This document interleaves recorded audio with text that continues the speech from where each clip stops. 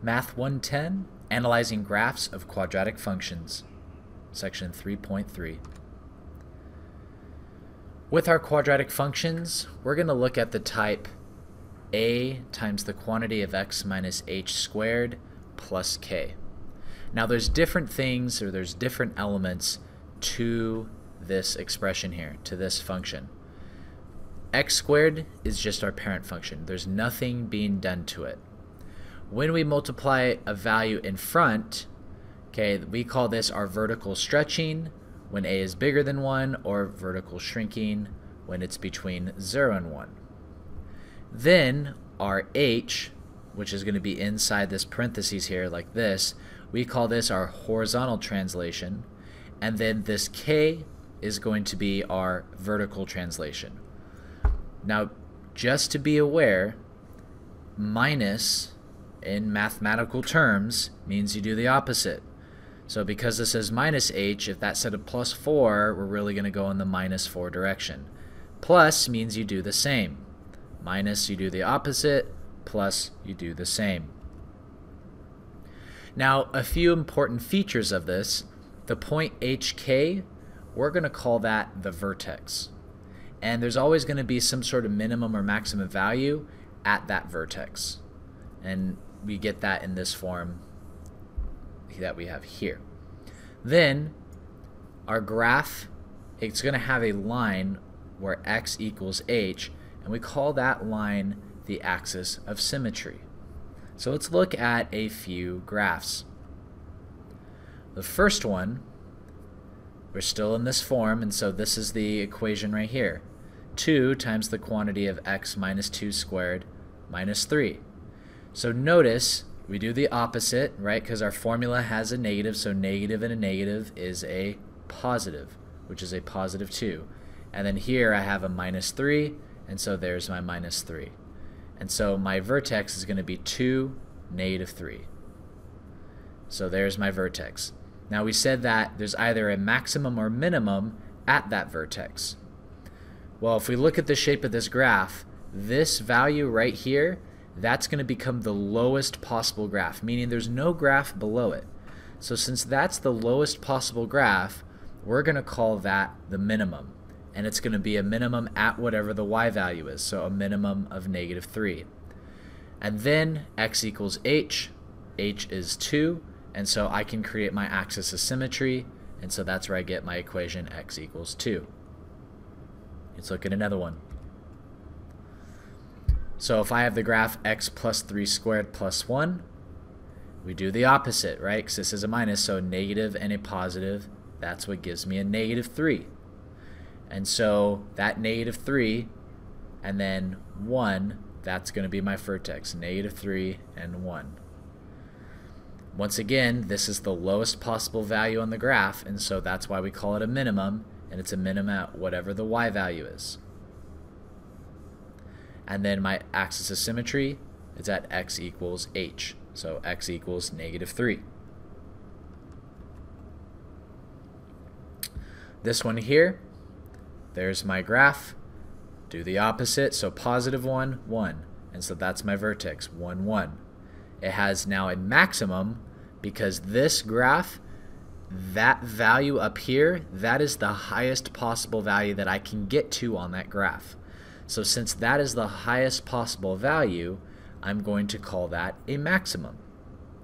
And so it's going to be a maximum at whatever my y value is, which is 1. And then my axis of symmetry, x equals h. My h was 1, so it's going to be x equals 1. Now, graphing it in this form, it's one of the easiest ways to graph. And the reason is the information is visually there. You can just look at it and you can start pulling information out of it. Now, sometimes it's going to help us take this form here, the a times x squared plus bx plus c, and turn that into the form of f of x equals a times x minus h squared plus k.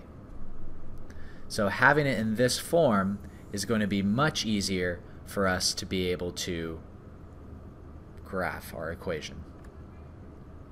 So this first example, it says find the vertex axis of symmetry, max and min of this function, and then graph that function. So like I said, this is that ax squared plus bx plus c form. So we can turn this into an easier form to graph by completing the square. So if I have my function x squared plus 10x plus 23, what I want to do is I want to factor out the a. Well, my a in this case is 1, so if I factor out 1, that's just going to put parentheses around this. Now, if you remember previously when we were completing the square, we kind of added or got rid of the c. Well, we can't do that because of this f of x. We can't just add that c and get rid of it. So what we're going to do is we're just going to leave it alone. Don't even look at it. Don't even worry about it. Just leave that c alone, and we're going to manipulate the rest of the equation. So now that there's parentheses around this, now I'm going to do b over 2 squared. So that's going to be 10 over 2, which is 5 squared, which is 25. So I'm going to take that 25, and I'm going to add that and subtract that inside my parentheses. I'm still ignoring the c. Now, the reason why we're completing the square is so that this portion will factor into a perfect binomial, but once again, we're met with that issue of I can't just add 25 out of nowhere, because I can't just add it to the other side of this equation because it's going to mess up the f of x. We don't want to mess up that notation. So to make it mathematically legal, I have to add and subtract that 25 inside the parentheses, because 25 minus 25 is 0, which makes me allowed to do it. So now that I've done that, this portion, like I said, factors, and so that's going to factor into x plus 5 squared. And I still have that minus 25 at the end, and then I still have the plus 23. And so this is going to turn into x plus 5 squared. Those combine together into minus 2. Now what kind of happened here was there's an imaginary 1 that I distributed with both of these, and so that's why it stayed as negative 25. But if there was a number in front of there, like what we're going to see in our next problems, we're going to have to do something to it. So now that I have my function here, I've transformed my function. My vertex is now going to be negative 5, negative 2. My axis of symmetry is going to be x equals h, which is negative 5. Now to find the max or min, it's a little easier if we graph it. And so if I were to graph this, it's going to be negative 5 and negative 2.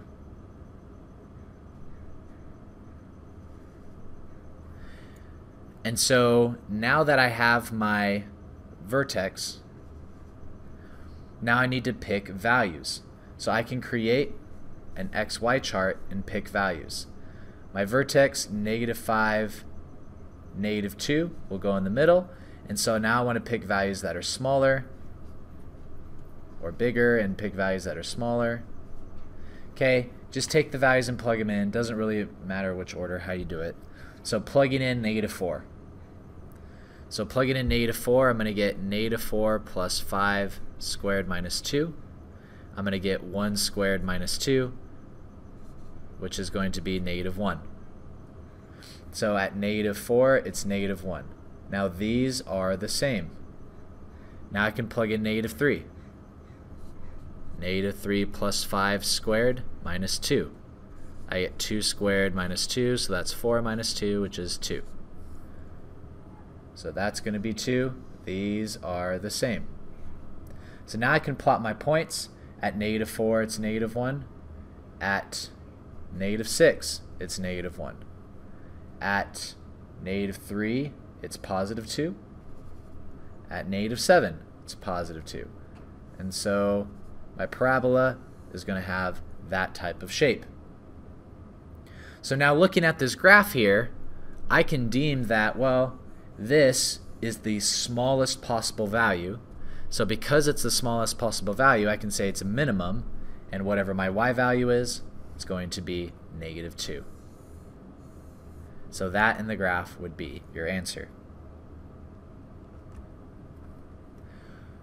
This next one, let's set it up. So I have x squared over 2 minus 4x plus 8. So the first thing that we need to do is we ignore that c, so just leave that c alone there.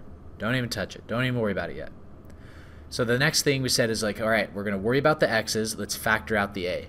So if I'm worrying about the x's and I factor out that a, I'm actually factoring out 1/2. And so when I do that, I'm left with x squared minus 8x and then plus 8. Now I can do b over 2 squared again. So I can do b over 2 and square that. So I'm going to get negative 8 over 2 squared, and that's going to give me negative 4 squared, which is 16. So now I want to take that 16 and add it and subtract it inside the parentheses. So I'm going to have 1/2 times x squared minus 8x plus 16 minus 16 plus 8. I left that c alone, haven't touched it. I had to add and subtract that 16 inside the parentheses so that it's mathematically legal. And also, I didn't mention this before, make sure you write the positive version first, because the negative one won't factor and you're going to get like something backwards. It won't work out right. Always write the positive version, because then this will always factor. And so now that statement's going to factor into 1/2 times the quantity of x minus 4 squared. Now if you wanted to factor this, x minus 4 times x minus 4. Okay, so x minus 4 squared. I still have that minus 16, and I have that plus 8. Now distributing that 1/2, I'm going to get 1/2 times x minus 4 squared, and then the 1/2 and then minus 16, that distributes. 1/2 times negative 16 is negative 8. Negative 8 plus 8, well, those are going to cancel out. And so I'm left with 1/2 times x minus 4 squared. So now that I have it in this form, my vertex, we do the opposite, so positive 4 and then 0. There's nothing there. My k is 0. My axis of symmetry, that's going to be x equals h, so x equals 4. Now graphing this, it's going to start at 4, 0. And so we can create my little t-chart here. So it's going to be at 4, 0, and pick values that are bigger, pick values that are smaller. Doesn't matter which order that you do it. And so let's try plugging in 5. So if I plug in 5, I'm going to get 5 minus 4 squared times 1/2. So that's going to get me 1 squared times 1/2. 1 squared is 1, times 1/2 is just 1/2. So 5 times 1/2, or 5 1/2, that's going to be about right there. Now this is going to be the same, and so it's going to be right here. Now plugging in 2. 1/2 times, 6 is easier, so let's plug in 6. 6 minus 4 squared, 1/2 times 2 squared, so I get 1/2 times 4. 1/2 times 4 is 2. And so those are going to be the same. And so at 2 and 6, I get 2. And so that's my parabola there. And so once again, because I graphed that, it's a little bit visual. You can see that this is the smallest possible value on the graph. And so I can say that this is going to be a minimum. And it's going to be a minimum of 0. And those will be your answer, including your graph. Example number 3. So writing this out, we have to find the same thing.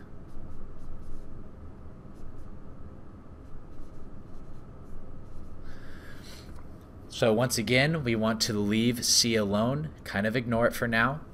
And so we're going to group our x's together and factor out our a. So if I factor out the negative 2, I get x squared minus 5x, and then minus 23 over 2.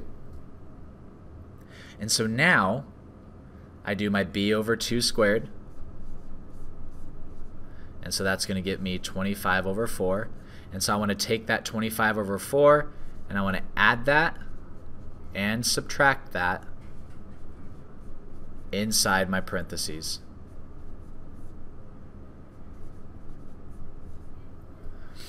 Now this part always factors, and so that'll factor into x minus 5 over 2 squared.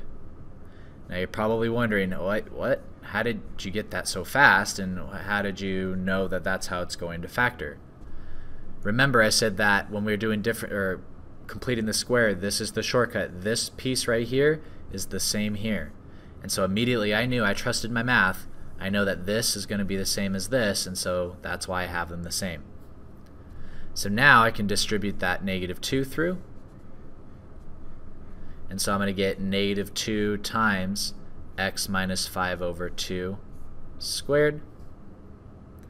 And then -2, and so negative is a positive. 2 times 25 is 50. 50 over 4, that's going to give me a 25 over 2 minus 23 over 2.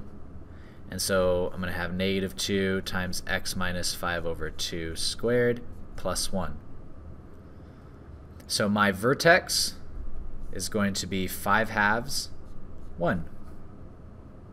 My axis of symmetry is going to be x equals 5/2. And we want to graph this. So if I graph this, it's going to be 5/2, 1. So here's 1, here's 2, here's 5/2, and 1. And so picking values on either side, I can pick, so if I know that this is 5/2 and that's 1, why not? Let's pick,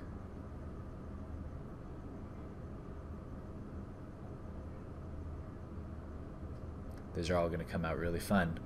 So we can pick 2, why not? 2 and 1 and 3 and 4. Why not? Make it easy. So plugging in 3. So if I plug in 3, I'm going to get, I will do that here, -2 times 3 minus 5/2 squared plus 1. So I'm going to get -2 times, now 3 minus 5/2 is just going to be 1/2. 1/2 squared plus 1. That's going to give me -2 times 1/4 plus 1. So -1/2 plus 1 gives me a positive 1/2. So that's going to be 1/2 and 1/2. So that's going to be right here and right here. Then plugging in 1, I'll do that one over here so I can have more room. -2, I'll plug in 4. So I get -2 times 4 minus 5/2 squared plus 1. So 4 minus halves, that's the same as 8/2. So I'm going to get -2 times 3/2 squared plus 1. So that's -2 times 9/4 plus 1. Those will cancel out, so I get 9 over 2 plus 1. That's going to be negative. And so if I make that into 2 over 2, that's going to give me -7/2. And so this is -7/2, and that's -7/2. And so 2/2, 4/2, 6/2, 8/2, so it's going to be halfway there.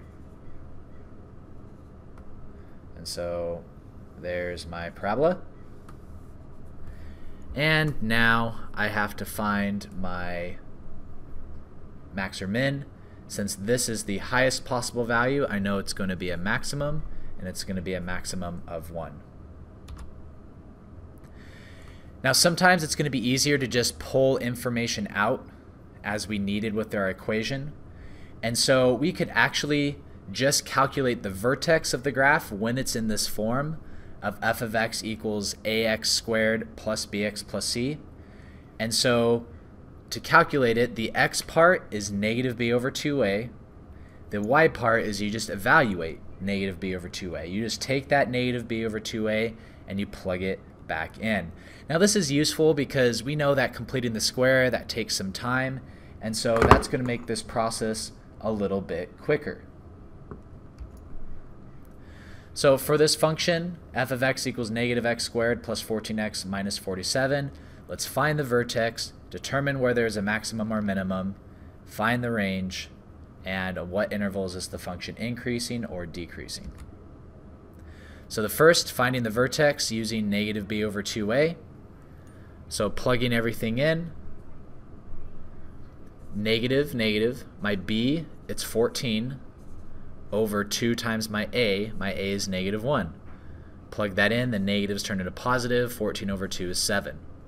Then, if I take that 7 and I plug it back in, I'm going to get negative 7 squared plus 14 times 7 minus 47.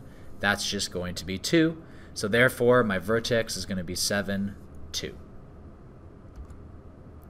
Now determine whether there's a maximum or minimum on the vertex. This one you can just do like a small sketch. I know that my vertex is at 7, 2. Because of that a, it's negative, I know that my graph is going to go down.